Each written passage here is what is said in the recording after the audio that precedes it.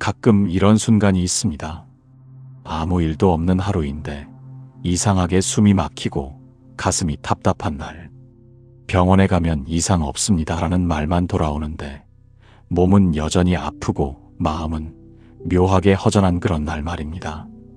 누군가는 그것을 스트레스성 통증이라 부르고 누군가는 번아웃이라 말합니다. 하지만 그 단어들조차 당신이 느끼는 것을 온전히 설명하지 못합니다. 당신이 지금 느끼는 것은 단순한 피로가 아닙니다. 그것은 몸이 아니라 영혼이 지쳐있다는 신호입니다. 어쩌면 우리는 너무 오랫동안 몸과 마음을 따로 관리해왔는지도 모릅니다. 몸이 아프면 병원으로 향하고 마음이 아프면 상담실을 찾아갑니다. 그런데 영혼이 아프면 어떻게 해야 할까요? 대부분은 그냥 참고 견딥니다. 다 그런 거야. 시간이 지나면 나아질 거야. 라고 스스로를 달래면서 말입니다. 하지만 부처님께서는 이미 2500여 년 전에 이 진리를 통찰하셨습니다. 몸과 마음은 둘이 아니다.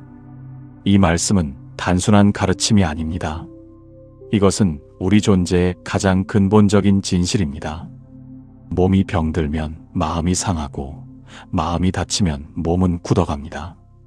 그리고 영혼은 그 틈에서 길을 잃어버립니다.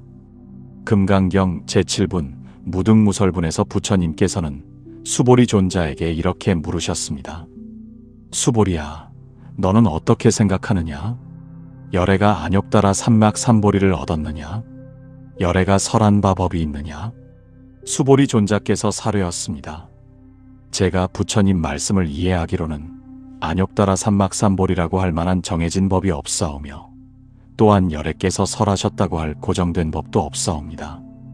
왜냐하면 열애께서 설하신 법은 다 취할 수도 없고 말할 수도 없으며 법도 아니며 법 아님도 아니기 때문입니다. 무등무설, 얻을 것도 없고 설할 것도 없다는 이 가르침은 무엇을 의미하는 것일까요? 부처님께서는 깨달음을 얻으셨지만 실상은 얻을 것이 없으셨습니다. 법을 설하셨지만 실상은 설한 바가 없으셨습니다. 이것이 바로 무유정법, 정해진 법이 없다는 가르침의 핵심입니다. 진리는 형체도 이름도 없으며 있는 것도 아니고 없는 것도 아닙니다. 그저 본래 그러할 뿐입니다. 그렇다면 우리의 몸과 마음, 그리고 영혼은 어떠할까요? 이건 역시 본래 하나였습니다. 나누어진 적이 없었습니다. 다만 우리가 그것을 나누어 보고 분리하여 다루려 했을 뿐입니다. 오늘 이 시간 우리는 함께 그 본래의 하나됨을 회복하는 여정을 걸어가고자 합니다. 현대를 살아가는 우리는 매일 수많은 일을 해내며 살아갑니다. 스스로를 다그치고 부족한 자신을 채찍질하면서 조금이라도 더 나은 사람이 되려고 애씁니다. 그러다가 문득 내 안에 무언가가 부서져 버렸다는 것을 깨닫게 됩니다. 몸은 더 이상 버티지 못해 신호를 보내고 마음은 소리 없이 기울어지기 시작합니다. 그럴 때 우리는 자주 스스로를 탓합니다. 내가 약해서 그렇다고, 의지가 부족해서 그렇다고 말입니다. 하지만 그것은 당신의 잘못이 아닙니다. 그것은 당신의 몸과 마음, 그리고 영혼이 오랫동안 분리되어 있었다는 신호일 뿐입니다. 옛날 어느 산속 암자의 한 제자가 스승님을 찾아왔습니다. 제자는 괴로운 표정으로 말씀드렸습니다. 스승님, 제 몸이 아픕니다. 기도를 해도 약을 먹어도 낫지 않습니다. 어찌하면 좋겠습니까? 스승님께서는 고요히 웃으시며 이렇게 말씀하셨습니다. 내 몸이 말하고 있구나. 너의 마음이 듣지 못한 이야기를. 그 말씀이 제자의 가슴에 깊이 새겨졌습니다. 몸은 언제나 마음의 거울이었던 것입니다. 우리가 외면한 감정, 억눌러온 후회, 말하지 못한 그리움이 몸의 언어로 바뀌어 우리를 부르고 있었습니다. 동양의학에서는 예로부터 이런 지혜를 전해왔습니다. 허리의 통증은 무게를 상징한다고 합니다. 남을 짊어지고 스스로를 짓누르는 무게 말입니다. 목의 통증은 말하지 못한 말을 뜻하고 소화불량은 받아들이지 못한 삶을 뜻합니다. 그리고 불면증은 마음이 자신에게 등을 돌렸다는 신호입니다. 그렇다면 우리는 어떻게 해야 할까요? 몸을 치료해야 할까요? 마음을 다스려야 할까요? 아닙니다. 그 둘은 하나의 강물입니다. 물줄기를 나누려 해도 결국 다시 합쳐집니다. 몸이 편안하면 마음이 열리고, 마음이 평화로우면 영혼이 숨을 쉬게 됩니다. 부처님께서는 말씀하셨습니다. 몸은 마음의 그릇이다. 그릇이 깨지면 마음은 머무를 곳이 없다. 이것은 어떤 종교나 이론보다 깊은 깨달음입니다. 우리가 나라고 부르는 존재는 사실 세 개의 층으로 이루어져 있습니다. 몸, 마음, 영혼. 이 셋이 하나로 조화를 이룰 때 비로소 우리는 진정으로 살아있다고 느낄 수 있습니다. 하지만 현실의 우리는 어떠합니까? 몸은 일하느라 지쳐있고, 마음은 끊임없이 비교하느라 고통스러우며, 영혼은 그저 방관자처럼 멀리 서 있습니다. 그래서 어떤 분들은 이렇게 말씀하십니다. 나는 요즘 아무 감정도 없어요. 좋은 일도 슬픈 일도 그냥 덤덤해요. 하지만 그것은 감정의 결핍이 아닙니다. 그것은 영혼의 단절입니다. 당신이 삶에서 멀어졌다는 신호인 것입니다. 지금 이 이야기를 듣고 계시는 당신도 어쩌면 그 길 위에 서 계실지 모릅니다. 몸이 무겁고 머리가 아프고 아무리 쉬어도 피로가 풀리지 않으신다면 그것은 당신의 영혼이 조용히 말을 걸고 있는 것입니다. 이제 내 이야기를 들어주세요. 그동안 참 많이 외로웠습니다. 불경에는 번뇌에 관한 가르침이 있습니다. 번뇌란 몸과 마음의 상속을 번란시키고 피폐하는 것, 즉 번거롭게 어지럽히고 괴롭혀 고뇌케 하는 것을 말합니다. 우리가 느끼는 이 답답함, 이 무거움, 이 아픔이 바로 번뇌가 일어나고 있다는 신호입니다. 그러나 번뇌가 일어났다는 것을 아는 것, 그것이 바로 깨달음의 시작입니다. 부처님께서는 고진멸도의 사성제를 통해 이를 가르쳐 주셨습니다. 고, 즉 고통이 있음을 알고, 집, 즉 그 고통의 원인을 알고, 멸, 즉 그 고통이 소멸될 수 있음을 알고, 도, 즉 그 길을 가는 것입니다. 우리는 늘 치유를 바라고 회복을 꿈꾸며 살아갑니다. 하지만 치유는 멀리 있지 않습니다. 치유는 몸과 마음이 다시 만나는 순간, 그 짧고 고요한 틈에서 일어나는 것입니다. 이제부터 우리는 그 여정을 함께 걸어가고자 합니다. 당신의 몸과 마음, 그리고 영혼이 하나의 언어로 다시 이어질 수 있도록 우리가 너무 오래 잊고 있던 전체성을 회복하기 위해서입니다. 당신이 지금 어디에 계시든 그 자리가 바로 시작점입니다. 어제의 피로, 오늘의 불안, 그 모든 것은 당신을 깨우기 위한 신호일 뿐입니다. 지금 이 순간 조용히 숨을 쉬어보시기 바랍니다. 공기를 마시는 그 짧은 찰나에 당신의 몸과 마음이 이미 하나로 이어져 있습니다. 당신은 그것을 느끼실 수 있으십니까? 그렇다면 당신은 이미 첫 걸음을 내디디신 것입니다. 우리가 다시 살아있는 존재로 돌아가는 길의 시작입니다. 몸은 언제나 가장 솔직한 친구입니다. 말보다 먼저 반응하고 생각보다 빠르게 아파합니다. 그런데 우리는 그 친구의 언어를 너무 오랫동안 잊고 살아왔습니다. 몸이 아프면 진통제를 찾고 마음이 힘들면 음악을 틀어놓습니다. 하지만 그것은 마치 괜찮아요라는 말로 눈물을 덮는 일과 같습니다. 근본적인 해결이 아니라 일시적인 회피일 뿐입니다. 몸은 우리에게 늘 말을 걸고 있습니다. 가끔은 통증으로, 가끔은 피로로, 또는 미묘한 불편함으로 신호를 보냅니다. 그것은 불평이 아니라 이야기입니다. 지금 너무 무겁습니다. 이제 그만 버텨도 됩니다. 나를 좀 쉬게 해주세요. 당신은 그 목소리를 들어보신 적이 있으십니까? 어떤 분은 목이 자주 아프다고 말씀하십니다. 그것은 말하지 못한 감정이 쌓였기 때문일 수 있습니다. 속에 맺힌 말, 삼킨 눈물, 참아버린 분노가 목의 근육에 머물러 떠나지 못하는 것입니다. 또 어떤 분은 허리가 자주 뻐근하다고 말씀하십니다. 그것은 세상의 무게를 혼자 짊어졌기 때문입니다.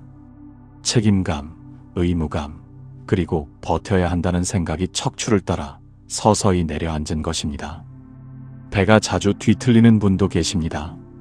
그것은 받아들이지 못한 일이 있다는 뜻입니다.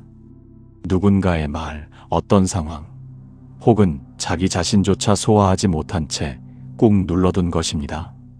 몸은 우리가 감정을 억누를 때마다 그 감정을 대신 짊어집니다. 그래서 부처님께서는 말씀하셨습니다. 몸을 돌보는 일은 마음을 돌보는 일이다. 현대인은 이 단순한 진리를 잊고 삽니다. 회사에서는 마음을 숨기고, 가정에서는 감정을 숨기고, 혼자 있을 때는 울고 싶어도 참습니다. 그러니 몸이 대신 울기 시작하는 것입니다. 통증은 그 울음의 형태입니다. 그리고 그것은 우리에게 묻습니다. 당신은 언제쯤 나를 이해해 주실 건가요? 이 세상에서 가장 오래된 언어는 몸의 언어입니다.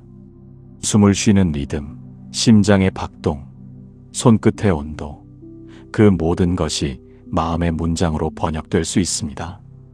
숨이 가빠질 때 당신의 마음은 불안합니다. 가슴이 두근거릴 때 두려움이 숨어 있습니다. 손끝이 차가울 때 세상과의 연결이 약해진 것입니다. 이것은 영적인 신호이자 존재의 회로가 보내는 메시지입니다. 몸이 보내는 신호를 들을 수 있다면 그것은 이미 치유의 반 이상이 이루어진 것입니다. 치유란 완벽한 회복이 아니라 자각의 시작이기 때문입니다. 옛날 어느 선방에서 한 제자가 스승님께 여쭈었습니다. 스승님, 제 몸이 아픕니다. 이 고통은 제 업보입니까? 스승님께서는 조용히 웃으시며 말씀하셨습니다. 고통은 네가 만든 것도 아니고 벌도 아니다. 그것은 단지 너를 깨우는 종소리일 뿐이다. 우리는 흔히 고통을 피해야 한다고 생각합니다. 하지만 사실 고통은 가장 정직한 스승입니다. 그것은 우리에게 멈춤을 가르칩니다. 바쁘게 달려오던 삶의 길 위에서 잠시 서서 자신을 바라보게 하는 힘입니다. 몸이 아프면 마음을 멈추시기 바랍니다. 왜 이런 병이 생겼을까가 아니라 이 병이 나에게 무엇을 말하려 하는가를 물어보시기 바랍니다. 그러면 그 답은 생각보다 가까이에 있습니다. 어떤 분은 그 질문 하나로 수십 년간 이어진 불면증에서 벗어나기도 하셨습니다. 또 어떤 분은 자신이 미워하던 사람을 용서하면서 오래된 통증이 사라졌다고 말씀하십니다. 그것은 기적이 아닙니다. 단지 마음이 몸에게 다시 길을 찾아준 것입니다. 몸은 늘 마음을 기다립니다. 그리고 마음은 영혼을 부릅니다. 이 세 가지가 하나로 이어질 때 그 사람은 빛처럼 맑아집니다. 부처님께서는 깨달음의 자리에서 이 모든 것을 이미 보셨습니다. 몸을 가진 인간으로 태어나 그 몸을 통해 마음을 닫고 그 마음을 통해 영혼을 맑히는 것. 그것이 바로 존재의 순환이자 수행입니다. 화엄경에서는 일체유심조, 즉 모든 것은 오직 마음이 지어낸다고 말씀하셨습니다. 우리가 경험하는 행복도 우리가 느끼는 고통도 결국은 마음이 만들어내는 것입니다. 한 그릇의 물을 보고 누군가는 마시고 싶다고 생각하고 누군가는 첫사랑의 추억을 떠올립니다. 물은 그저 물일 뿐인데 우리의 마음이 그것에 의미를 부여하는 것입니다. 그러니 이제부터는 이렇게 해보시기 바랍니다. 하루에 단 10분이라도 당신의 몸과 대화를 나누는 시간을 가지시기 바랍니다. 오늘은 어디가 아픈지 묻지 마시고 오늘은 어디가 나에게 말을 거는지를 들어보시기 바랍니다. 눈을 감고 숨을 천천히 들이쉬시면 공기의 무게가 코끝을 지나 폐로 들어와 가슴을 채웁니다. 그때 그 공기가 마음의 손길이 되어 당신의 안쪽을 쓰다듬는 것을 느껴보시기 바랍니다. 그 감각이야말로 몸과 마음이 다시 만나는 첫 번째 신호입니다. 그리고 그 순간 당신의 영혼은 조용히 미소 짓고 계실 것입니다. 금강경 제7분 무등무설분으로 다시 돌아가 보겠습니다. 부처님께서는 얻을 것도 없고 설할 것도 없다고 말씀하셨습니다. 이것은 무슨 의미일까요? 이것은 진리가 고정되어 있지 않다는 뜻입니다. 진리는 형체도 없고 이름도 없으며 있는 것도 아니고 없는 것도 아닙니다. 무유정법, 정해진 법이 없다는 이 가르침은 우리의 몸과 마음에 대해서도 똑같이 적용됩니다. 우리는 흔히 이렇게 생각합니다. 건강한 몸이란 이러이러해야 한다. 평화로운 마음이란 저러저러해야 한다. 하지만 그것은 우리가 만들어낸 관념일 뿐입니다. 본래 몸에도 마음에도 정해진 모습이 없습니다. 어떤 분은 아침 일찍 일어나는 것이 건강하다고 생각하십니다. 또 어떤 분은 충분히 자는 것이 건강하다고 생각하십니다. 어떤 분은 많이 움직이는 것이 좋다고 하시고 어떤 분은 고요히 앉아 있는 것이 좋다고 하십니다. 누가 옳습니까? 모두 옳습니다. 그리고 모두 그르기도 합니다. 왜냐하면 사람마다 체질이 다르고 상황이 다르며 필요가 다르기 때문입니다. 부처님께서는 이것을 일찍이 간파하셨습니다. 그래서 84,000 법문을 설하셨다고 합니다. 84,000이라는 숫자는 무한히 많다는 뜻입니다. 즉, 중생의 수만큼 가르침이 있다는 것입니다. 한 제자가 부처님께 여쭈었습니다. 세존이시여, 깨달음에 이르는 길은 무엇입니까? 부처님께서 대답하셨습니다. 길은 하나가 아니다. 어떤 이는 지혜로 이르고 어떤 이는 자비로 이르며 어떤 이는 선정으로 이른다. 중요한 것은 길이 아니라 그 길을 가는 마음이다.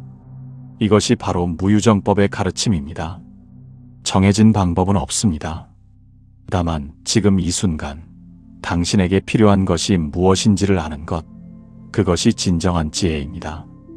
어떤 분은 몸이 아플 때 약을 드셔야 합니다. 또 어떤 분은 약 대신 충분한 휴식이 필요하십니다. 어떤 분은 운동으로 몸을 풀어야 하고 어떤 분은 고요히 앉아 명상을 해야 합니다. 마음도 마찬가지입니다. 어떤 분은 슬픔을 표현함으로써 치유됩니다. 또 어떤 분은 슬픔을 고요히 바라봄으로써 치유됩니다. 어떤 분은 사람들과 함께 있을 때 위로를 받고 어떤 분은 홀로 있을 때 평화를 찾습니다. 그러니 다른 사람의 방법을 그대로 따라하려고 애쓰지 마시기 바랍니다. 누군가에게 효과가 있었다고 해서 그것이 당신에게도 반드시 효과가 있는 것은 아닙니다. 중요한 것은 당신 자신의 몸과 마음의 소리를 듣는 것입니다. 지금 이 순간 내 몸은 무엇을 원하는가? 지금 이 순간 내 마음은 무엇을 필요로 하는가? 이것을 아는 것이 바로 정념, 즉 바른 마음 챙김입니다. 팔정도의 하나인 정념은 지금 이 순간을 또렷하게 알아차리는 것을 말합니다. 부처님께서는 사띠빠타나 경전에서 이렇게 말씀하셨습니다. 몸에서 몸을 관찰하고 느낌에서 느낌을 관찰하고 마음에서 마음을 관찰하고 법에서 법을 관찰하라. 이것은 무엇을 의미합니까? 이것은 지금 이 순간 내 몸이 어떠한지 내 마음이 어떠한지를 있는 그대로 알아차리라는 뜻입니다. 판단하지 말고 평가하지 말고 그저 알아차리기만 하라는 것입니다. 많은 분들이 명상을 어렵게 생각하십니다.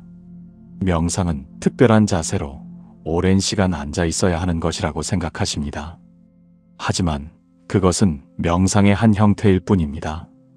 진정한 명상은 일상의 모든 순간에 있습니다. 걸으면서 걷고 있음을 알아차리는 것, 먹으면서 먹고 있음을 알아차리는 것, 숨 쉬면서 숨 쉬고 있음을 알아차리는 것. 이것이 바로 명상입니다. 그리고 이렇게 알아차릴 때 우리는 놀라운 사실을 발견하게 됩니다. 몸과 마음이 이미 하나로 연결되어 있다는 것을 말입니다.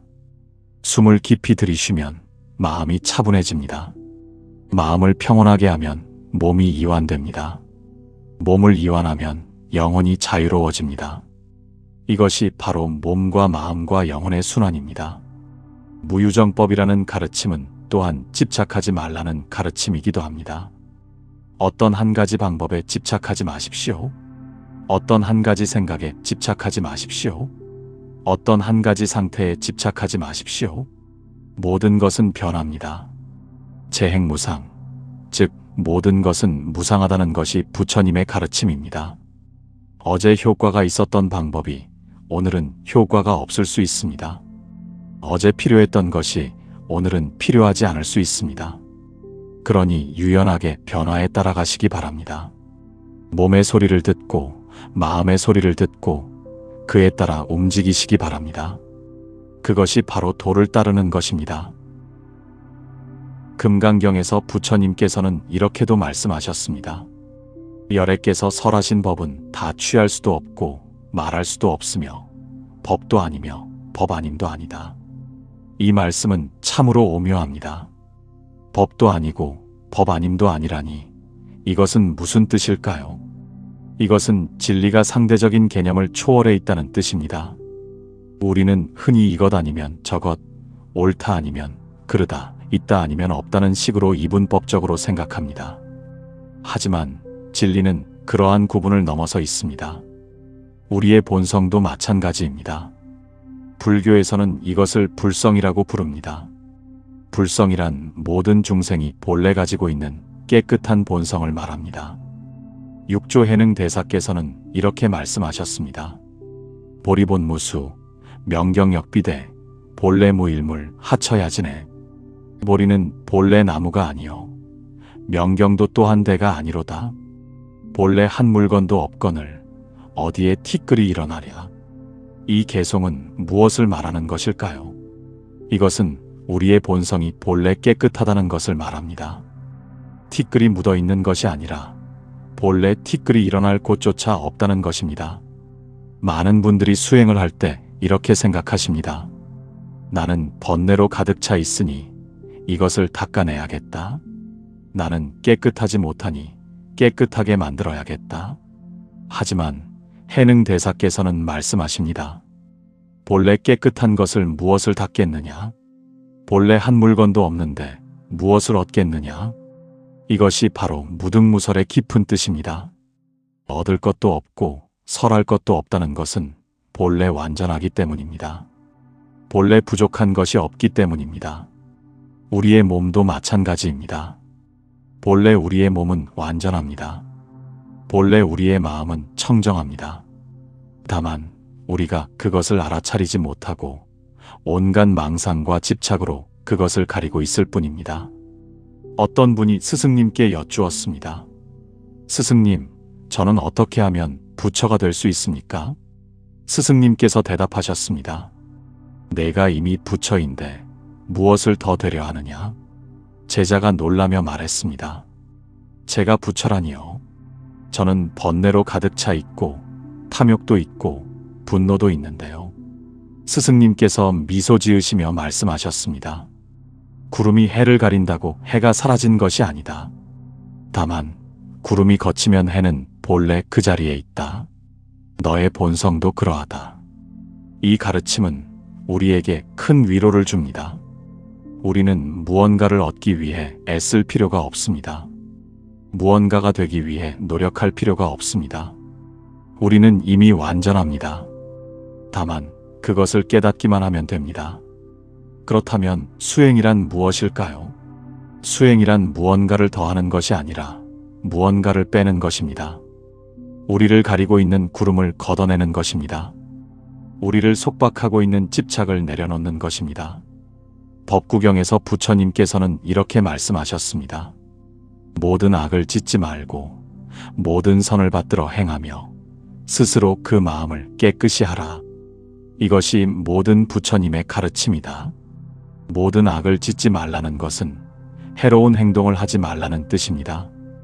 모든 선을 받들어 행하라는 것은 이로운 행동을 하라는 뜻입니다.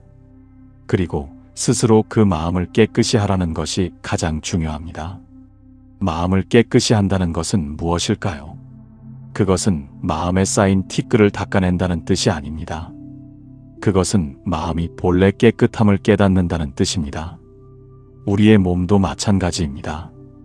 몸을 건강하게 한다는 것은 무언가를 더하는 것이 아니라 몸이 본래 가지고 있는 치유력을 회복하는 것입니다. 몸은 스스로 치유하는 능력을 가지고 있습니다. 상처가 나면 저절로 아물고 병이 들면 저절로 낫습니다. 다만 우리가 그 과정을 방해하지 않으면 됩니다. 무엇이 그 과정을 방해할까요? 스트레스, 긴장, 불안, 두려움. 이러한 마음의 상태들이 몸의 자연스러운 치유 과정을 방해합니다. 그러니 가장 좋은 치유는 마음을 편안하게 하는 것입니다. 마음이 편안하면 몸은 저절로 치유됩니다. 이것이 바로 몸과 마음이 하나라는 가르침의 실천입니다. 불성에 관한 또 다른 가르침이 있습니다. 열반경에서는 이렇게 말합니다. 일체 중생이 다 불성을 가지고 있다. 이 말씀은 모든 존재가 깨달을 수 있는 가능성을 가지고 있다는 뜻입니다. 어떤 사람도 예외가 없습니다. 당신도 나도 모두가 불성을 가지고 있습니다. 그렇다면 왜 우리는 그것을 깨닫지 못할까요? 그것은 우리가 밖으로만 찾기 때문입니다. 우리는 행복을 밖에서 찾고 평화를 밖에서 찾고 깨달음을 밖에서 찾습니다. 하지만 그것은 모두 안에 있습니다. 부처님께서는 깨달음을 얻으신 후 이렇게 말씀하셨습니다. 기이하도다 기이하도다. 일체 중생이 다 열애의 지혜덕상을 구족하고 있거늘 다만 망상과 집착으로 인하여 그것을 깨닫지 못하는구나. 우리는 이미 완전합니다. 우리는 이미 부처입니다. 다만 그것을 모르고 있을 뿐입니다.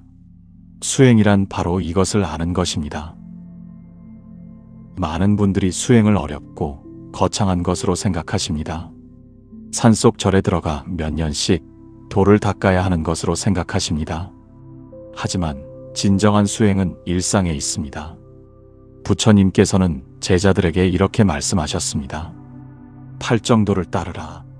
바른 견해, 바른 생각, 바른 말, 바른 행동, 바른 생활수단, 바른 정진, 바른 마음 챙김, 바른 집중을 닦으라. 팔정도는 무엇입니까? 이것은 8가지 바른 길입니다. 그리고 이 8가지는 모두 일상에서 실천할 수 있는 것들입니다. 바른 견해란 사물을 있는 그대로 보는 것입니다. 편견이나 선입견 없이 사물의 실상을 보는 것입니다. 바른 생각이란 탐욕이나 분노나 어리석음에서 벗어난 생각을 하는 것입니다. 바른 말이란 거짓말을 하지 않고 남을 해치는 말을 하지 않고 쓸데없는 잡담을 하지 않는 것입니다. 바른 행동이란 살생하지 않고 도둑질하지 않고 사음을 범하지 않는 것입니다.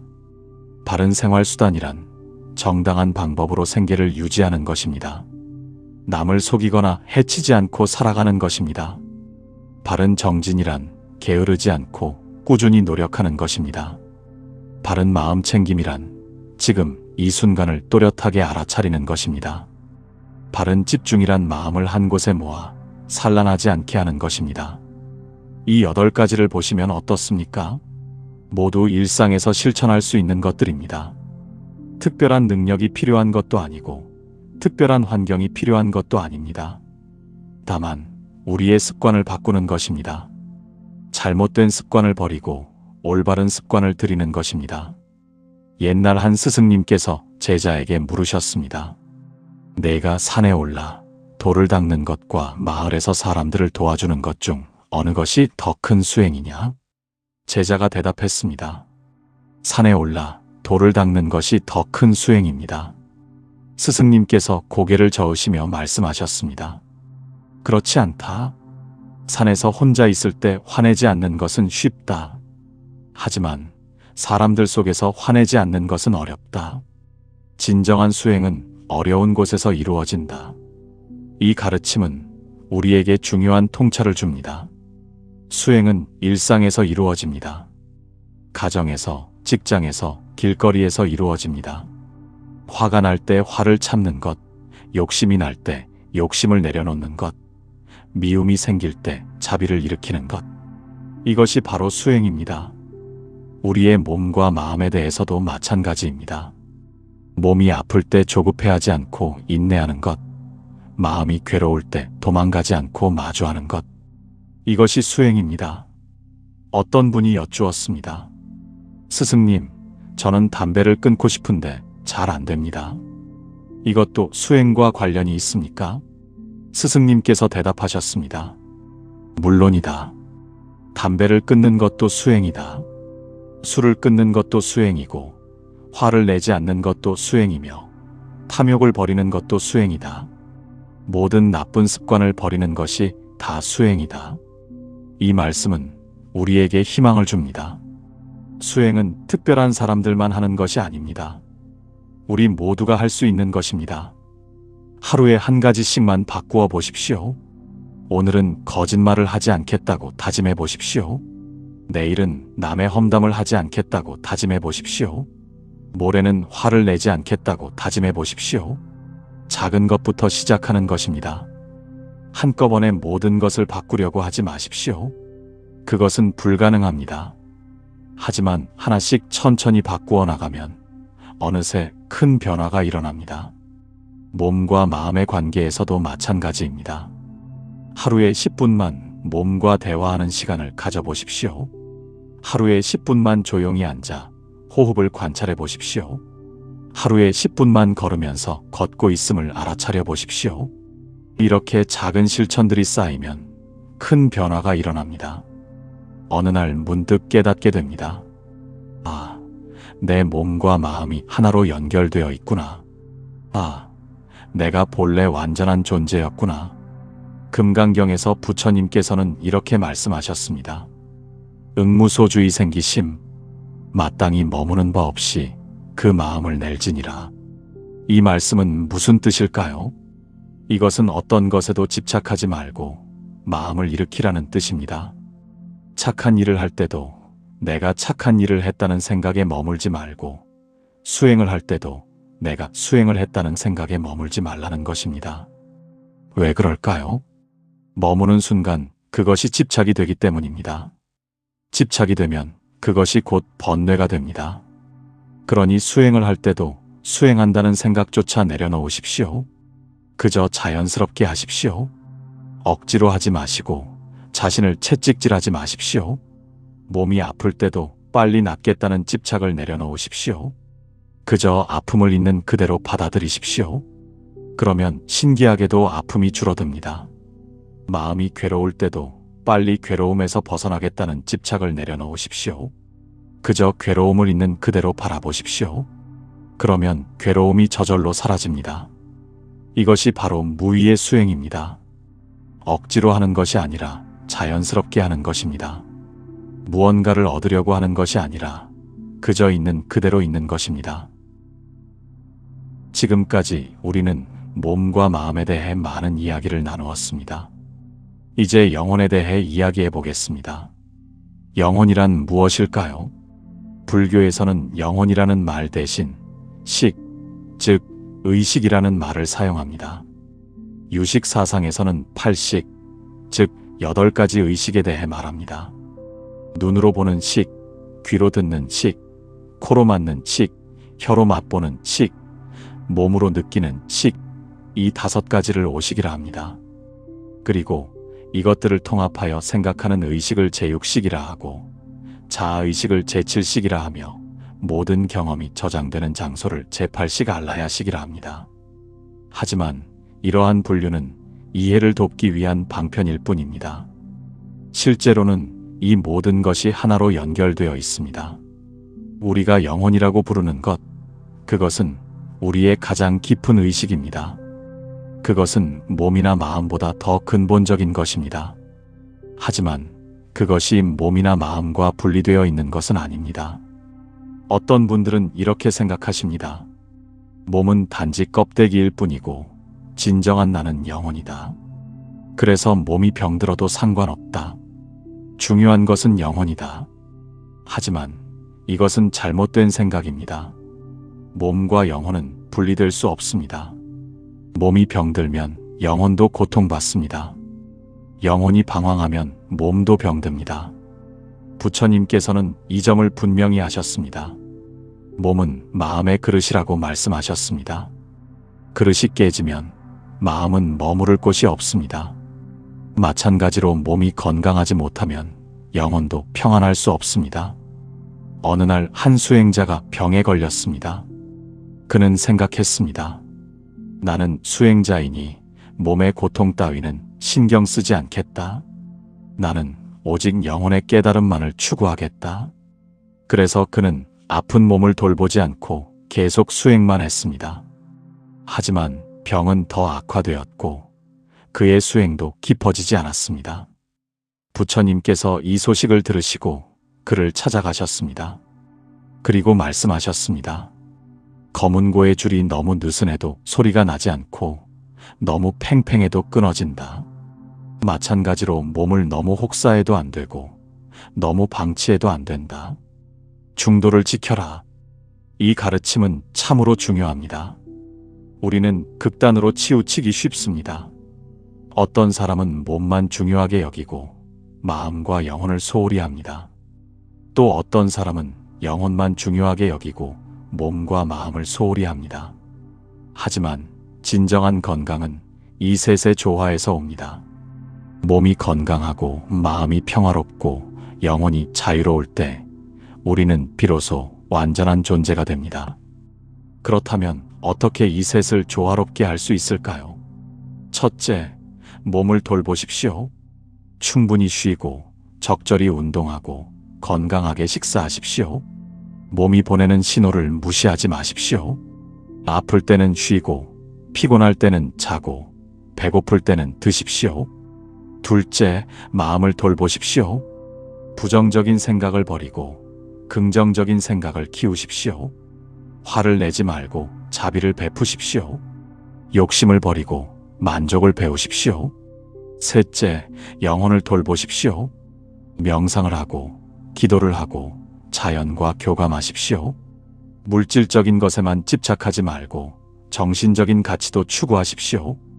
이 세 가지가 조화를 이룰 때 우리는 진정한 건강을 얻습니다. 그리고 이것이 바로 부처님께서 가르쳐 주신 개정의 사막입니다. 계란 몸의 수행입니다. 나쁜 행동을 하지 않고 좋은 행동을 하는 것입니다. 정의란 마음의 수행입니다. 마음을 집중하여 산란하지 않게 하는 것입니다.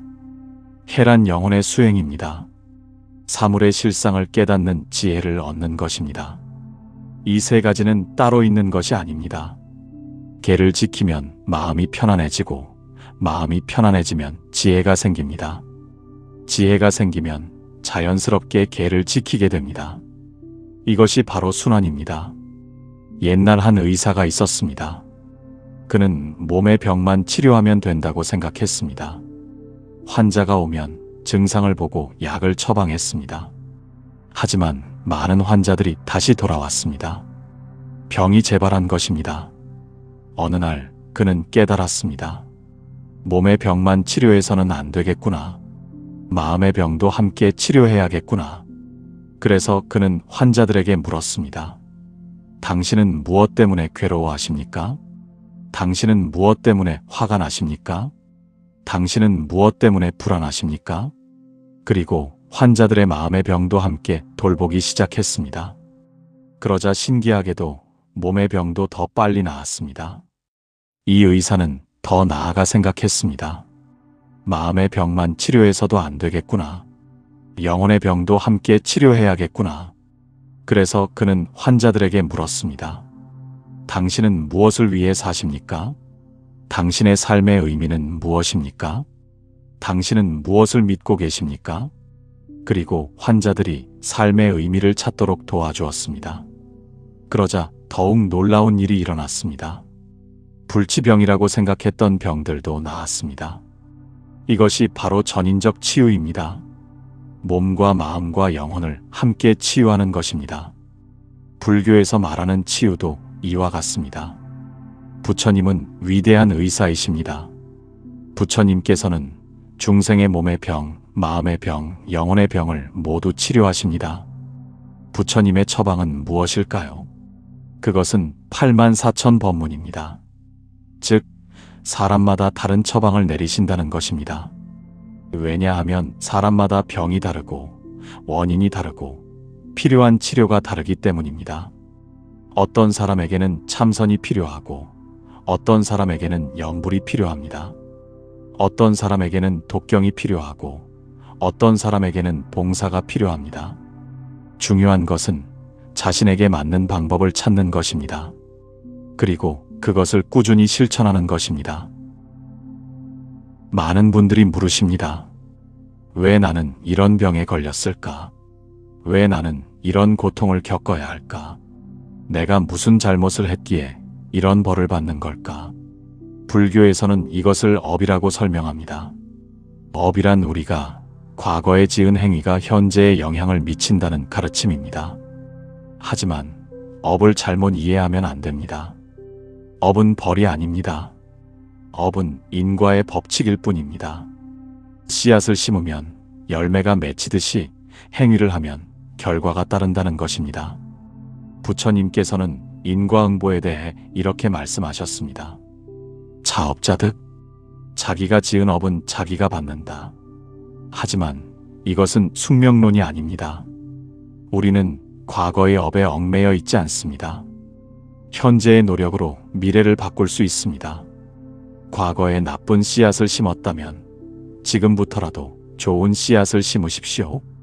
그러면 미래에는 좋은 열매를 거둘 수 있습니다. 몸의 병도 마찬가지입니다.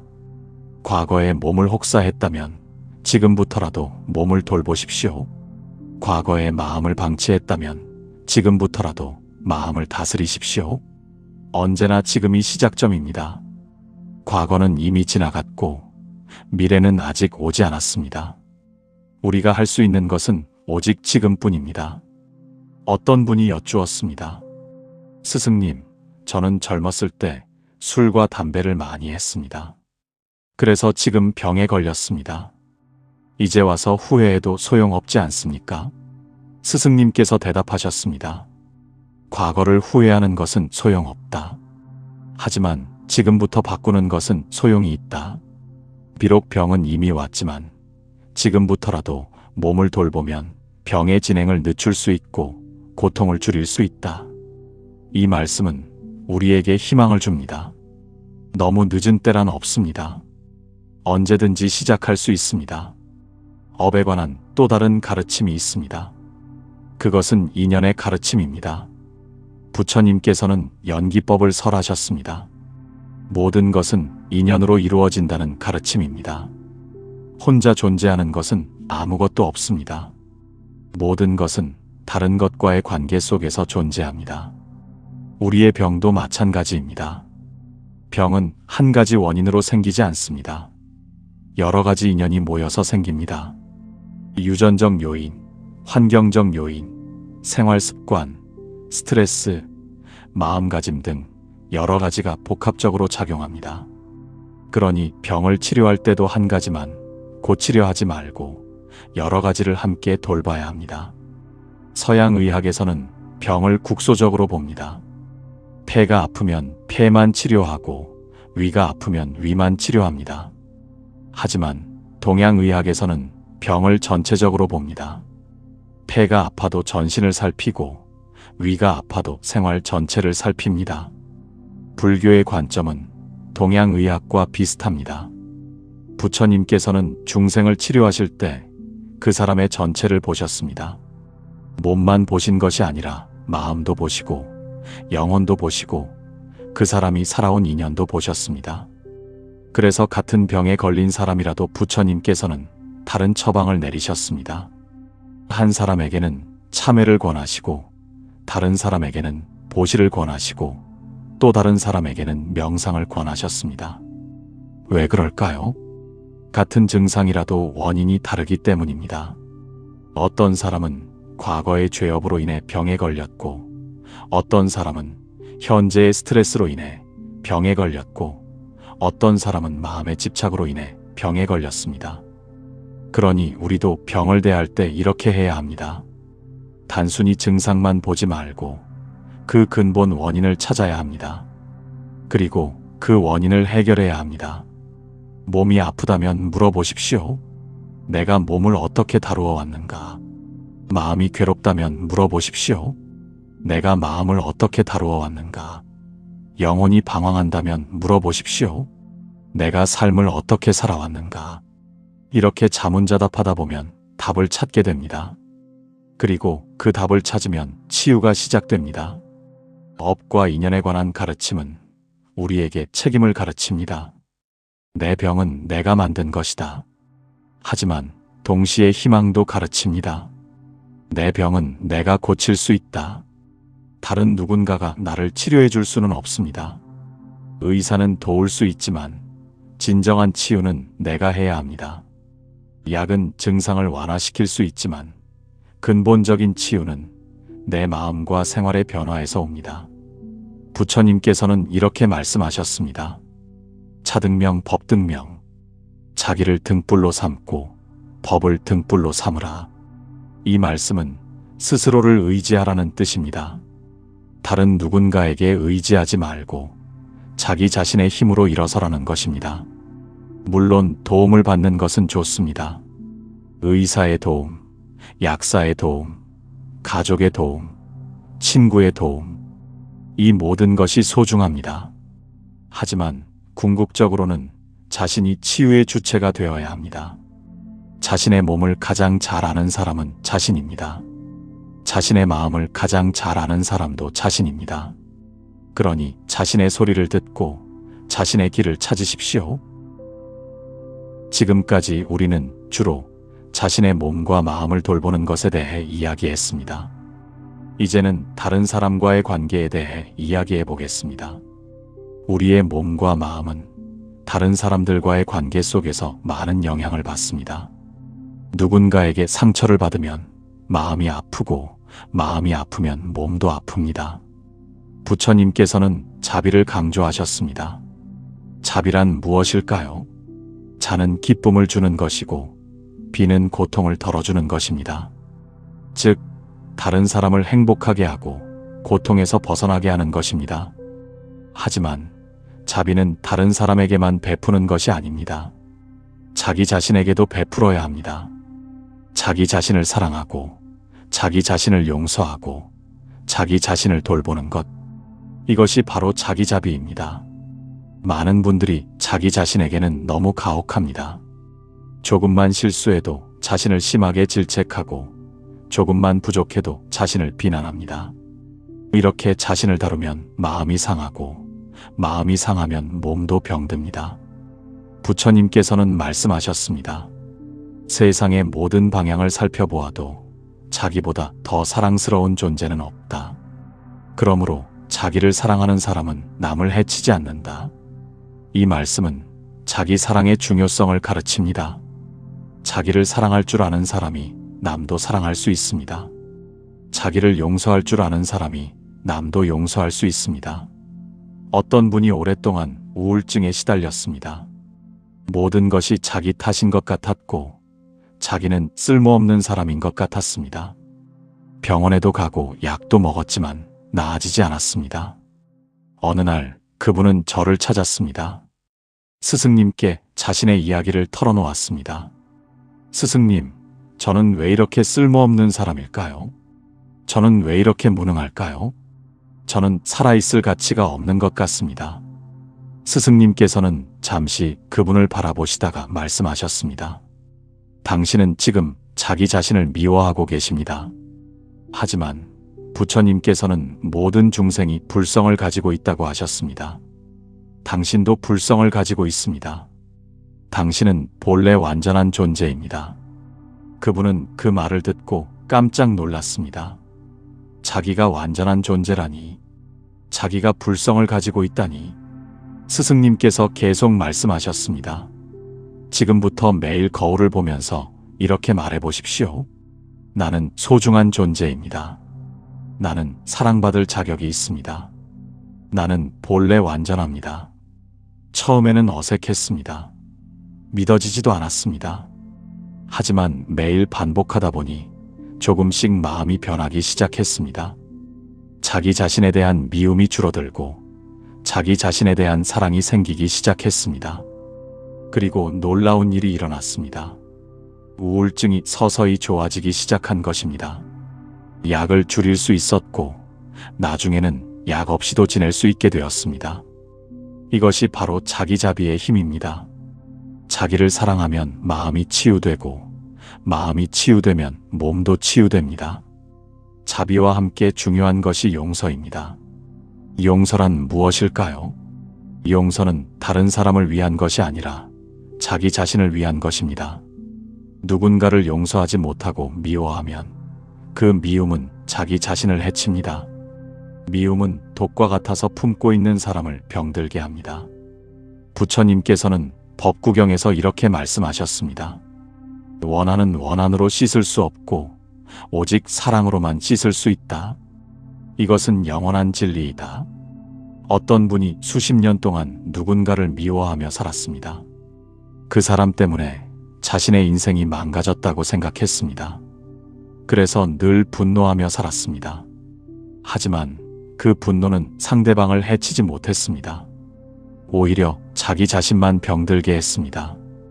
고혈압이 생기고 심장병이 생기고 불면증에 시달렸습니다. 어느 날 그분은 깨달았습니다. 내가 그 사람을 미워한다고 해서 그 사람이 고통받는 것이 아니구나. 고통받는 것은 나 자신이구나. 그래서 결심했습니다. 이제 그 사람을 용서하겠다. 그 사람을 위해서가 아니라 나 자신을 위해서 용서하겠다. 쉽지 않았습니다. 수십 년간 쌓인 미움을 하루아침에 버릴 수는 없었습니다.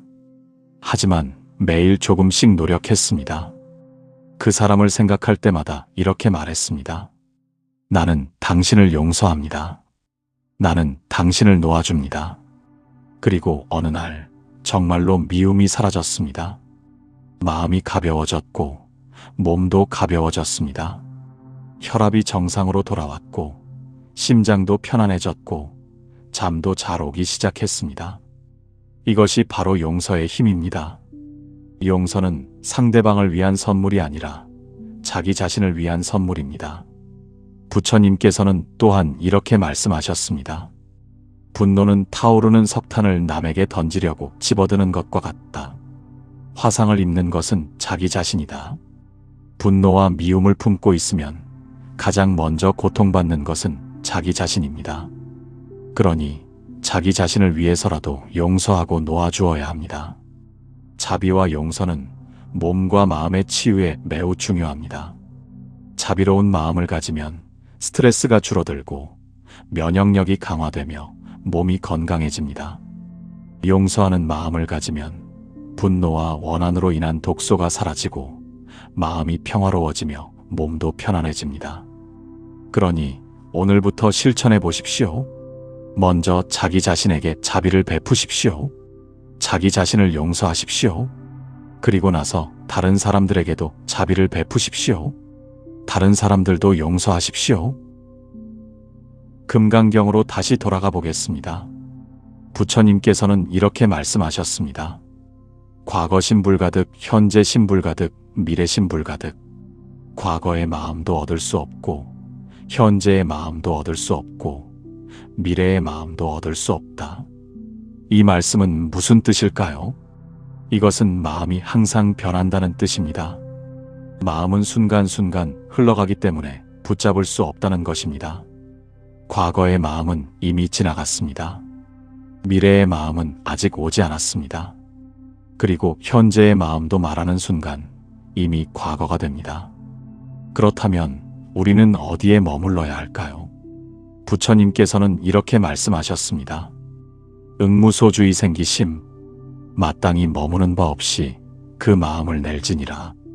이 말씀은 어디에도 머물지 말라는 뜻입니다. 과거에도 머물지 말고 미래에도 머물지 말고 심지어 현재에도 집착하지 말라는 것입니다. 그러면 어떻게 살아야 할까요? 그저 흘러가듯이 살아가는 것입니다. 매 순간을 있는 그대로 받아들이고 매 순간을 충실히 살되 거기에 집착하지 않는 것입니다. 이것은 무책임하게 사는 것과는 다릅니다. 오히려 더 책임감 있게 사는 것입니다. 과거를 후회하느라 현재를 낭비하지 않고 미래를 걱정하느라 현재를 놓치지 않는 것입니다. 어떤 분이 늘 불안해하며 살았습니다. 과거에 대한 후회와 미래에 대한 걱정으로 현재를 제대로 살지 못했습니다. 그러다 보니 몸도 마음도 지쳐갔습니다. 어느 날 그분은 스승님을 찾아가 물었습니다. 스승님, 저는 왜 이렇게 불안할까요? 어떻게 하면 평안할 수 있을까요? 스승님께서 대답하셨습니다. 당신은 지금 여기에 있지 않습니다. 몸은 여기 있지만 마음은 과거나 미래를 헤매고 있습니다. 지금 이 순간으로 돌아오십시오. 어떻게 하면 지금 이 순간으로 돌아올 수 있습니까? 간단합니다. 숨을 쉬십시오. 숨을 들이쉬면서 내가 지금 숨을 들이쉬고 있다고 알아차리십시오. 숨을 내쉬면서 내가 지금 숨을 내쉬고 있다고 알아차리십시오. 그것만으로도 당신은 지금 이 순간에 있게 됩니다. 그분은 그 가르침대로 실천했습니다. 불안이 일어날 때마다 숨으로 돌아왔습니다. 후회가 일어날 때마다 숨으로 돌아왔습니다. 걱정이 일어날 때마다 숨으로 돌아왔습니다. 그러자 신기하게도 불안이 줄어들었습니다. 완전히 사라진 것은 아니지만 불안에 휘둘리지 않게 되었습니다. 불안이 일어나는 것을 알아차리고 그것을 바라보고 그것을 흘러가게 할 수 있게 되었습니다. 이것이 바로 마음 챙김입니다. 지금 이 순간을 또렷하게 알아차리는 것입니다. 과거에 머물지 않고 미래를 걱정하지 않고 지금 이 순간에 온전히 존재하는 것입니다. 우리의 몸도 항상 지금 이 순간에 있습니다. 몸은 과거에 있을 수도 없고 미래에 있을 수도 없습니다. 몸은 오직 지금 여기에만 있습니다. 그런데 우리의 마음은 자주 지금 여기를 벗어납니다. 밥을 먹으면서도 다른 생각을 하고, 걸으면서도 다른 생각을 하고, 심지어 사랑하는 사람과 대화를 하면서도 다른 생각을 합니다. 이렇게 몸과 마음이 따로 놀면 우리는 온전히 살 수 없습니다. 몸은 여기 있는데 마음은 저기 있으니 우리는 반쪽만 살아있는 것입니다. 그러니 몸과 마음을 하나로 모으십시오. 몸이 있는 곳에 마음도 함께 있게 하십시오. 이것이 바로 몸과 마음이 하나가 되는 가장 쉬운 방법입니다. 밥을 먹을 때는 밥 먹는 것에만 집중하십시오. 숟가락을 들고 밥을 입에 넣고 씹고 삼키는 그 모든 과정을 알아차리십시오. 그러면 밥 한 끼가 명상이 됩니다. 걸을 때는 걷는 것에만 집중하십시오. 발이 땅에 닿는 느낌, 공기가 피부에 닿는 느낌, 주변의 소리와 풍경을 알아차리십시오. 그러면 걷기가 명상이 됩니다. 이렇게 일상의 모든 활동을 마음 챙김으로 할 수 있습니다. 설거지를 할 때도, 청소를 할 때도, 일을 할 때도 마음 챙김으로 할 수 있습니다. 마음 챙김으로 살면 삶이 풍요로워집니다. 같은 일을 해도 더 깊이 경험하게 되고, 같은 시간을 살아도 더 충만하게 살게 됩니다. 그리고 무엇보다 몸과 마음이 하나가 됩니다. 몸과 마음이 하나가 되면 영혼도 함께 깨어납니다. 이 셋이 조화를 이루면 우리는 비로소 온전한 존재가 됩니다. 지금까지 우리는 많은 이야기를 나누었습니다. 몸과 마음과 영혼이 하나라는 것, 그것을 깨달을 때 치유가 일어난다는 것, 그리고 그것을 실천하는 여러 방법들에 대해 말입니다. 하지만 모든 가르침의 핵심은 결국 하나로 귀결됩니다. 그것은 바로 고요함입니다. 고요함 속에서 우리는 비로소 자기 자신을 만날 수 있습니다. 고요함 속에서 우리는 몸의 소리를 들을 수 있고 마음의 소리를 들을 수 있으며 영혼의 소리를 들을 수 있습니다. 부처님께서는 보리수 아래 고요히 앉아 계시다가 깨달음을 얻으셨습니다. 예수님께서는 광야에서 40일을 고요히 지내시다가 성령을 받으셨습니다. 모든 성인들은 고요함 속에서 진리를 발견하셨습니다. 현대인은 고요함을 두려워합니다. 혼자 조용히 있으면 불안해집니다. 그래서 끊임없이 무언가를 하려 합니다. 텔레비전을 보거나 음악을 듣거나 스마트폰을 만지작거립니다. 하지만 이렇게 계속 도망가면 우리는 결코 자기 자신을 만날 수 없습니다. 우리 안에 있는 상처, 우리 안에 있는 고통, 우리 안에 있는 외로움을 마주할 수 없습니다. 그리고 그것을 마주하지 않으면 치유도 일어나지 않습니다. 상처는 외면한다고 사라지지 않습니다. 오히려 더 깊어질 뿐입니다. 그러니 용기를 내어 고요함 속으로 들어가십시오. 하루에 10분이라도 좋습니다. 모든 것을 내려놓고 조용히 앉아 계십시오. 처음에는 불편할 것입니다. 온갖 생각들이 떠오를 것입니다. 해야 할 일들, 걱정거리들, 과거의 기억들이 밀려올 것입니다. 그것들을 억지로 밀어내지 마십시오. 그저 바라보십시오. 구름이 하늘을 지나가듯이 그 생각들이 마음을 지나가게 하십시오. 그렇게 계속 앉아 있으면 어느 순간 고요함이 찾아옵니다. 생각이 멈추고 마음이 잔잔해지고 깊은 평화가 찾아옵니다. 그 고요함 속에서 치유가 일어납니다. 몸의 긴장이 풀리고 마음의 응어리가 녹고 영혼이 쉬게 됩니다. 어떤 분이 오랫동안 불면증에 시달렸습니다. 잠자리에 누우면 온갖 생각이 떠올라 잠을 잘 수 없었습니다. 수면제를 먹어도 효과가 없었습니다. 어느 날 그분은 명상을 배우게 되었습니다. 처음에는 잘 되지 않았습니다. 가만히 앉아 있으면 더 많은 생각이 떠올랐습니다. 하지만 포기하지 않고 계속했습니다. 매일 10분씩, 20분씩 앉는 시간을 늘려갔습니다. 그러다가 어느 날 진짜 고요함을 경험했습니다. 그날 밤 처음으로 약 없이 깊은 잠에 빠졌습니다. 그리고 그 이후로 불면증이 점점 좋아졌습니다. 이것은 단순히 이완 효과 때문이 아닙니다. 고요함 속에서 그분의 몸과 마음과 영혼이 다시 하나로 연결되었기 때문입니다. 그동안 분리되어 있던 것들이 다시 만나 조화를 이룬 것입니다. 고요함을 실천하는 방법은 여러 가지가 있습니다. 좌선을 할 수도 있고, 연부를 할 수도 있고, 독경을 할 수도 있습니다. 요가를 할 수도 있고, 태극권을 할 수도 있고, 그저 조용히 산책을 할 수도 있습니다. 중요한 것은 형식이 아니라 마음가짐입니다. 무엇을 하든 고요한 마음으로 하십시오. 서두르지 말고, 조급해하지 말고, 결과를 기대하지 마십시오. 부처님께서는 이렇게 말씀하셨습니다. 급하게 가려는 자는 도달하지 못하고, 작은 이익을 보는 자는 큰 일을 이루지 못한다. 수행은 천천히 가는 것입니다. 조금씩 조금씩 한 걸음 한 걸음 나아가는 것입니다. 그렇게 가다 보면 어느새 멀리 와 있습니다. 고요함 속에서 우리는 또한 연결됨을 경험합니다. 우리는 혼자가 아닙니다. 우리는 온 우주와 연결되어 있습니다. 숨을 쉴 때 우리는 공기를 마십니다. 그 공기는 나무가 만든 것입니다. 나무는 태양에너지와 물과 흙으로 자랍니다. 그러니 우리는 태양과 물과 흙과 연결되어 있습니다. 밥을 먹을 때 우리는 쌀을 먹습니다.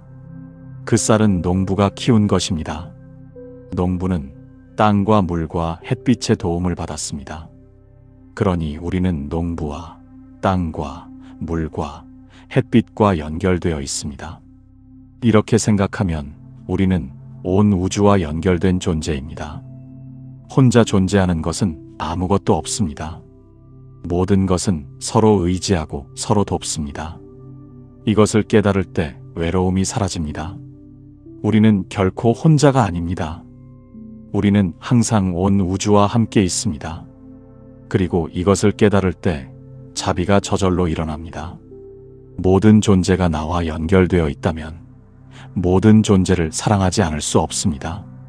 남을 해치는 것은 결국 나 자신을 해치는 것이고, 남을 돕는 것은 결국 나 자신을 돕는 것입니다. 이제 우리의 여정이 끝을 향해 가고 있습니다.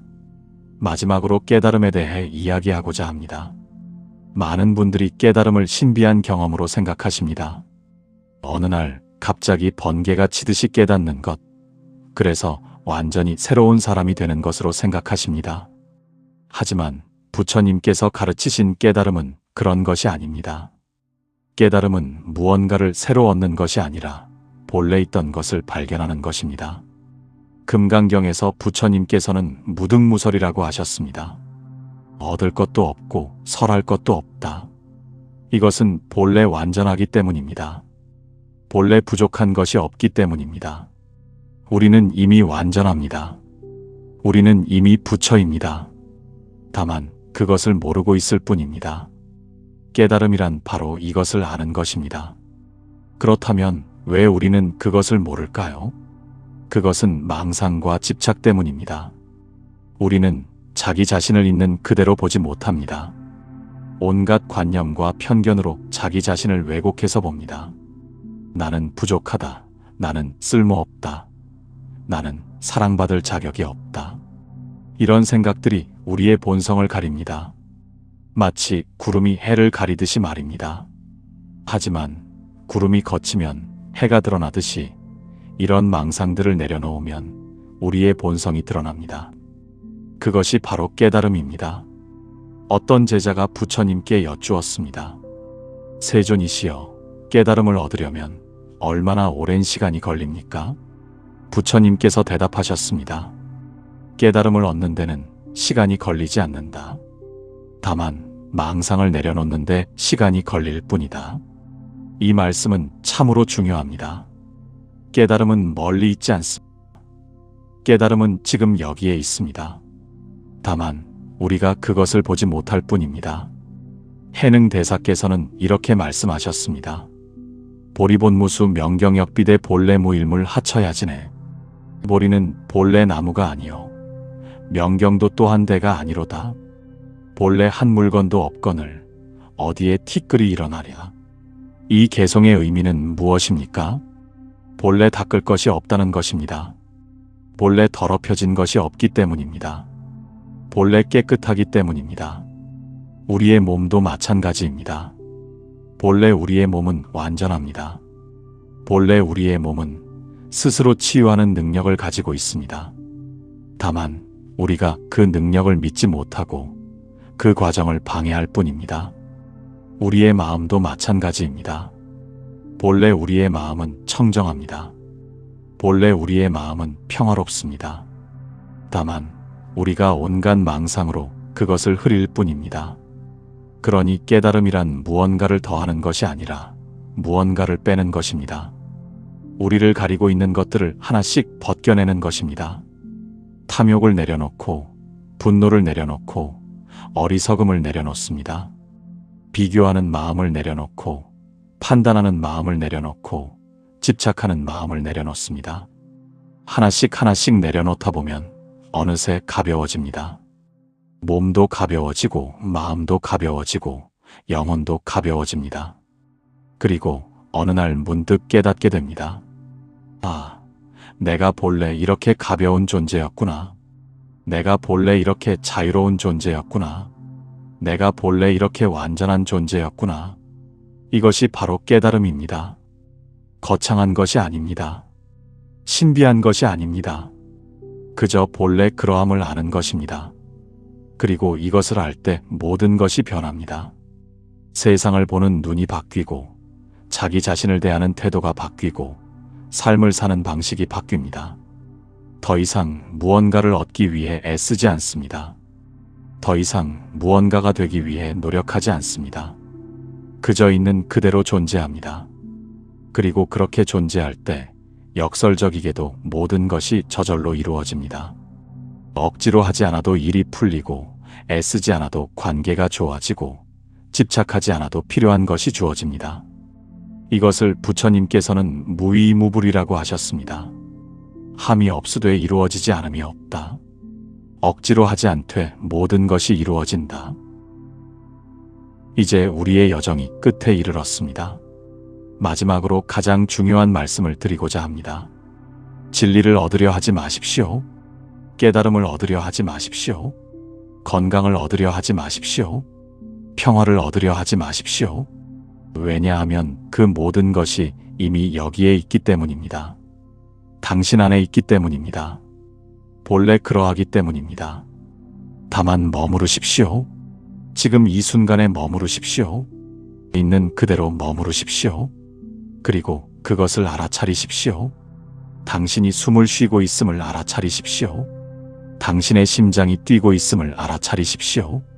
당신이 지금 여기에 살아있음을 알아차리십시오. 그것만으로 충분합니다. 그것이 바로 깨달음입니다. 그것이 바로 치유입니다. 그것이 바로 자유입니다. 부처님께서는 열반에 드시기 직전에 제자들에게 이렇게 말씀하셨습니다.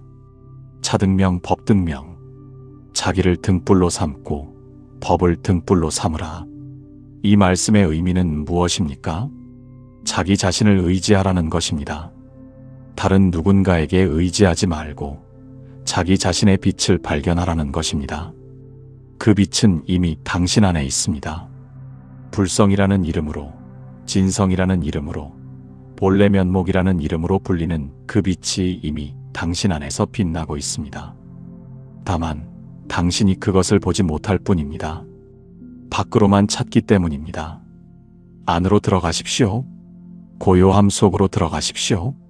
그러면 그 빛을 발견하게 될 것입니다. 몸과 마음과 영혼이 하나라는 것을 깨달을 때 우리는 비로소 온전한 존재가 됩니다. 더 이상 분열되지 않고 더 이상 갈등하지 않고 그저 하나로 존재합니다. 그리고 그렇게 존재할 때 치유가 일어납니다. 억지로 치유하려 하지 않아도 저절로 치유됩니다. 몸이 스스로 치유하고 마음이 스스로 치유하고 영혼이 스스로 치유합니다. 이것이 바로 무등무설의 깊은 의미입니다. 얻을 것도 없고 설할 것도 없다. 본래 완전하기에 더할 것도 없고 뺄 것도 없다. 당신은 이미 완전합니다. 당신은 이미 부처입니다. 당신은 이미 건강합니다. 다만 그것을 믿으십시오. 그것을 알아차리십시오. 그것에 머무르십시오. 지금 이 순간 조용히 숨을 쉬어 보십시오. 깊이 들이쉬고 천천히 내쉬십시오. 그 숨결 속에 우주의 모든 생명이 함께 숨쉬고 있습니다. 당신의 몸을 느껴보십시오. 발끝에서 머리끝까지 당신의 온몸을 느껴보십시오. 그 몸 안에 무한한 지혜가 있습니다. 당신의 마음을 바라보십시오. 떠오르는 생각들을 판단하지 말고 그저 바라보십시오. 그 마음의 본성은 청정합니다. 당신의 영혼을 느껴보십시오. 가장 깊은 곳에 있는 그 고요함을 느껴보십시오. 그것이 바로 당신의 본래 면목입니다. 이 세 가지가 하나임을 느껴보십시오. 몸과 마음과 영혼이 하나의 흐름 속에서 조화롭게 춤추고 있음을 느껴보십시오. 그것이 바로 당신의 본래 모습입니다. 그것이 바로 당신이 돌아가야 할 집입니다. 그것이 바로 당신의 고향입니다. 그리고 지금 이 순간 당신은 이미 그곳에 있습니다. 어디로 가야 할 필요가 없습니다. 무엇을 얻어야 할 필요가 없습니다. 다만 지금 여기에 머무르십시오. 부처님께서는 말씀하셨습니다. 제법실상 모든 법의 실상은 이러하다. 본래 그러하다. 변하지 않는다. 얻을 수도 없고 잃을 수도 없다. 당신의 본성도 그러합니다. 본래 그러합니다. 변한 적이 없습니다. 얻을 수도 없고 잃을 수도 없습니다. 그러니 안심하십시오. 당신은 이미 도달했습니다. 당신은 이미 깨달았습니다. 당신은 이미 치유되었습니다. 다만 그것을 모르고 있었을 뿐입니다. 이제 그것을 아십시오. 이제 그것을 믿으십시오. 이제 그것에 머무르십시오. 그리고 그렇게 살아가십시오. 매 순간을 그 알 속에서 살아가십시오. 매 순간을 그 믿음 속에서 살아가십시오. 매 순간을 그 평화 속에서 살아가십시오.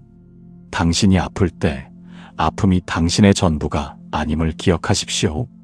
당신 안에는 아프지 않은 부분이 있습니다. 그것을 바라보십시오. 당신이 괴로울 때 괴로움이 당신의 전부가 아님을 기억하십시오. 당신 안에는 괴롭지 않은 부분이 있습니다. 그것을 느껴보십시오. 당신이 외로울 때 외로움이 당신의 전부가 아님을 기억하십시오. 당신은 온 우주와 연결되어 있습니다. 그것을 알아차리십시오. 이렇게 살아가다 보면 어느새 당신은 변해 있을 것입니다. 아니, 변한다는 표현도 정확하지 않습니다. 당신은 본래의 당신으로 돌아가 있을 것입니다. 본래 완전했던 당신, 본래 자유로웠던 당신, 본래 평화로웠던 당신으로 말입니다. 그것이 바로 이 여정의 목적지입니다. 그리고 동시에 출발점이기도 합니다. 왜냐하면 당신은 처음부터 그곳에 있었기 때문입니다. 원래 있던 자리로 돌아가는 것, 본래의 자기 자신이 되는 것, 그것이 바로 수행이고, 그것이 바로 치유이며, 그것이 바로 깨달음입니다. 부디 이 여정이 당신에게 도움이 되기를 바랍니다.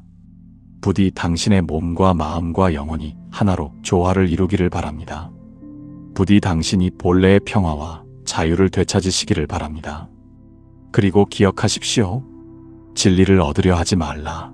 다만 머물라. 지금 이 자리가 바로 열반이고, 지금 이 순간이 바로 영원이며, 지금 이 몸과 마음이 바로 부처입니다. 감사합니다. 당신과 함께 이 여정을 걸을 수 있어서 감사합니다. 당신의 평안을 기원합니다. 나무아미타불. 오늘 이 가르침이 여러분께 작은 위안이 되었기를 바랍니다. 혹시 이 내용이 도움이 되셨다면 구독 버튼을 눌러주시면 큰 힘이 됩니다. 그리고 좋아요와 알림 설정도 함께 해주시면 앞으로도 부처님의 가르침과 치유에 관한 이야기를 계속해서 나눌 수 있겠습니다. 여러분의 작은 관심이 더 많은 분들에게 이 가르침이 전해지는데 큰 도움이 됩니다. 함께 이 길을 걸어가는 도반으로서 진심으로 감사드립니다. 다음에도 좋은 가르침으로 찾아뵙겠습니다. 모든 분들의 몸과 마음이 편안하시기를, 그리고 영원히 평화롭기를 기원합니다. 감사합니다.